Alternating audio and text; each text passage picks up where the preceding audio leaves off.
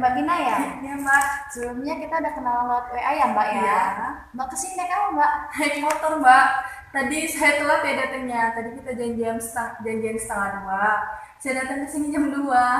Nggak apa-apa, namanya lagi macet ya di Iya. jalan. Macet banget Mbak. Namanya jam istirahat. Panas juga ya, lagi musim panas Iya. ya? Awas ya Mbak Vina, minum dulu. Iya. Makasih ya Mbak. Iya. Gak apa-apa Mbak. Iya. Saya minum ya. Makasih Mbak sebelumnya. Oke Mbak Vina, sebelumnya udah pernah konseling? Belum Mbak.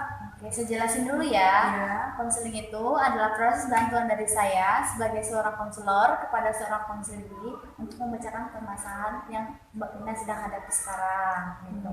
Biasanya kalau saya konseling dilakukan selama 30 menit. Mengapa 30 menit? Biar efektif dan nanti ada tahapan-tahapan selanjutnya.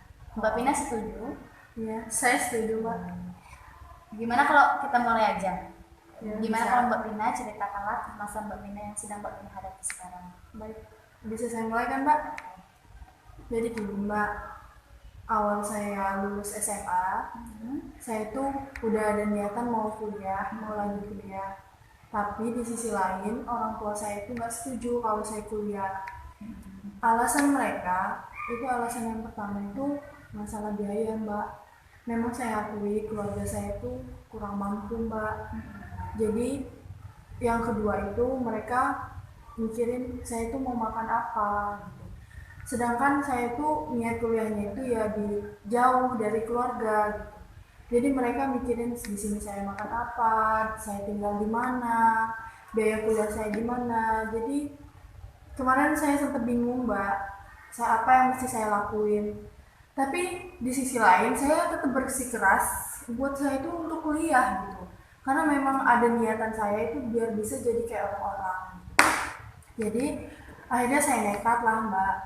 Saya berangkat kuliah, daftar kuliah, akhirnya saya diterima. Nah, saya itu niat kalau memang saya diterima nanti saya itu mau kerja sambil kuliah. Dan akhirnya sekarang udah saya lalui, udah saya lewati semuanya. Emang bener kok Mbak, keluarga saya itu nggak ngasih saya sedikit pun gitu. Paling cuman uang bulanan, itu pun ala kadarnya Mbak. Jadi ya memang saya ngerti sih, memang saya dari keluarga yang kurang mampu gitu. Tapi saya terima konsekuen apa yang udah saya lakuin dari awal. Nah di sini saya bingung Mbak, saya mesti gimana. Masalahnya saya ini udah capek mau kerja, sedangkan saya udah semester 5 Mbak. Saya mau berhenti atau mau lanjut, dan di sini ya tugas numpuk, uang uang makan, uang tempat saya tinggal itu mau mesti dibayar kan Mbak. Nah saya udah semester 5, saya bingung Mbak mau lanjut atau gimana, sedangkan saya ini udah capek dengan mau kerja gitu. Karena mikirin tugas juga, kalau memang saya, tapi dari awal memang saya niat Mbak, cuman sekarang benar-benar udah capek. Mbak itu. Iya. Mbak ini semangatnya tinggi banget ya. Sampai saya salut loh dengan Mbak Vina, dengan kerja keras Mbak Vina sampai detik ini Mbak Vina masih bisa ngejalanin itu semua. Iya Mbak, tapi saya benar-benar udah putus asa Mbak. Oke, gini, tujuan Mbak kuliah di sini apa? Ya tujuan saya buat kuliah di sini itu ya buat ngebanggain orang tua saya gitu. Biar saya itu jadi orang yang terpandang gitu Mbak. Biar saya itu nggak diinjek-injek lagi sama orang-orang. Soalnya memang saya udah ceritain sebelumnya ya Mbak, saya dari keluarga yang nggak mampu. Jadi seolah-olah sekitar orang itu emang nggak ada apa-apa gitu di mata orang lain. Jadi mau seenak mereka, mereka mau ngomong ini, mau ngomong itu. Nah, saya kuliah gimana caranya saya itu bisa ngangkat derajat keluarga saya gitu Mbak. Saya udah capek dihina, saya udah capek diinjek-injek sama orang-orang yang punya, yang berada. Nah di sini saya mau loh Mbak nyelesain kuliah saya. Saya mau jadi apa yang saya inginkan dari awal gitu. Cuman saya capek buat kerja gitu. Badan saya ya kayak dibelah dua gitu. Di sini pikiran saya mau kerja, di sini pikiran saya mau kuliah. Jadi saya tuh bingung Mbak. Di sisi lain saya tuh mikirin orang tua saya. Walaupun mereka nggak ada sangkut pautnya sama saya, walaupun sampai sekarang mereka nyuruh saya itu buat berhenti kuliah gitu.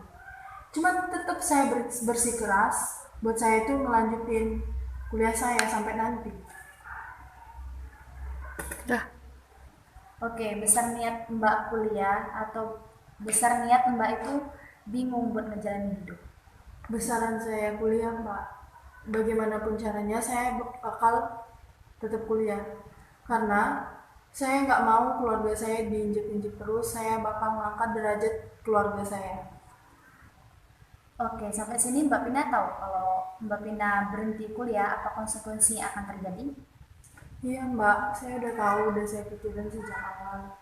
Ya, yang pertama saya gagal, jadi apa yang saya inginkan dari awal. Yang kedua, saya nggak bisa lanjutin perjuangan saya buat bahagiain orang tua saya. Selanjutnya itu ya saya bakal dikucilin sama teman-teman saya. Ya teman-teman saya ya berpendidikan semua, Mbak. Sedangkan saya ya ini mau berhenti kuliah gitu kan. Nah, ya kedepannya juga keluarga saya bakal diinjek-injek terus sama orang lain. Jadi ya saya nggak mau gitu kan. Terus juga nanti itu orang-orang itu bakal apa ya, mulut ke mulut ngomongin keluarga saya, karena ya kok bisa gitu ya dari awal sok-sokan mau kuliah gitu, sok-sokan mau kerja sambil kuliah, tapi di tengah-tengah kayak gini saya mau berhenti gitu. Ya konsekuensinya ya orang-orang bakal ketawa ngeliat saya, Mbak. Itu kalau konsekuensi Mbak berhenti kuliah. Kalau Mbak konsekuensi Mbak lanjut kuliah, Mbak tahu apa yang akan terjadi? Kalau saya lanjut kuliah, ya saya mungkin ya, Mbak, ya mungkin saya capek nyari uang yang banyak gitu, Mbak, kerja keras. Mungkin saya lama kuliahnya, karena apa, Mbak? Kuliah saya pasti ada yang terbengkalai, Mbak. Oke. Kuliah saya terbengkalai. Nah, di sisi lain pasti saya mesti ngumpulin uang buat saya ke depannya kan, Mbak. Jadi kuliah saya pasti bakalan lama, Mbak. Mbak Pina sudah tahu ya konsekuensi jika Mbak Pina lanjut kuliah dan konsekuensi jika Mbak Pina berhenti kuliah. Selanjutnya Mbak Pina mau seperti apa? Saya udah punya solusi, Mbak, dari semua pembicaraan saya tadi. Saya udah menemukan solusinya. Ya, saya bakal lanjut kuliah, Mbak. Gimana pun caranya saya bakal lanjut kuliah, maupun kuliah saya itu lama, maupun saya capek ngejalaninnya, saya bakal lanjut kuliah. Ya demi itu, Mbak, demi kedua orang tua saya, demi keluarga saya bakal lanjut kuliah. Oke, di sini Mbak bakal dukung apa yang sedang Mbak kerjakan sekarang. Saya sangat bangga dengan apa yang sedang Mbak lakukan sekarang. Oh iya, Mbak, saya juga berterima kasih banget sama Mbak, karena dari awal saya ketemu Mbak tadi sampai akhir sekarang saya bisa menceritakan semua keluh kesah saya, semua apa yang saya rasakan, dan akhirnya sampai sekarang saya bisa menemukan titik solusi saya, Mbak. Saya sangat berterima kasih banget sama Mbak. Oke, semoga kerja Mbak berjalan dengan lancar ya Mbak, dan kuliah Mbak semoga lancar. Oke, berarti sesi konseling kita cukup kita selesaikan sampai sini ya Mbak. Ya, Mbak, sebelumnya saya berterima kasih karena Mbak sudah Oh ya, Mbak, dan saya banyak berterima kasih sama Mbak karena dari awal Mbak melayani saya dengan baik sampai saya sekarang sudah bisa. Iya Mbak, sama-sama Mbak ya. Saya juga minta maaf kalau misalnya ada kata-kata salah yang menyinggung perasaan Mbak dengan pembicaraan kita pada sesi konseling tadi. Iya, Mbak. Oke Mbak. Oke, Mbak, terima kasih. Saya pamit pulang, Mbak. Assalamualaikum. Ya, hati-hati di jalan.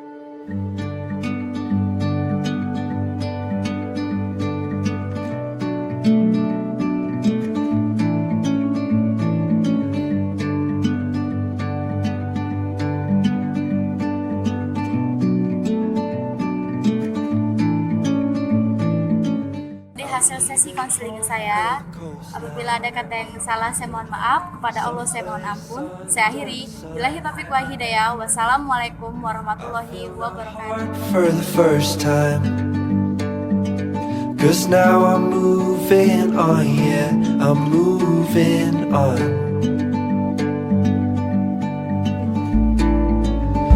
And there's a place that I've dreamed of, where I can free my mind.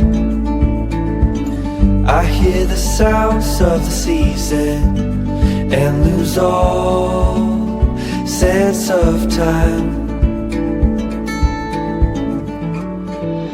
I'm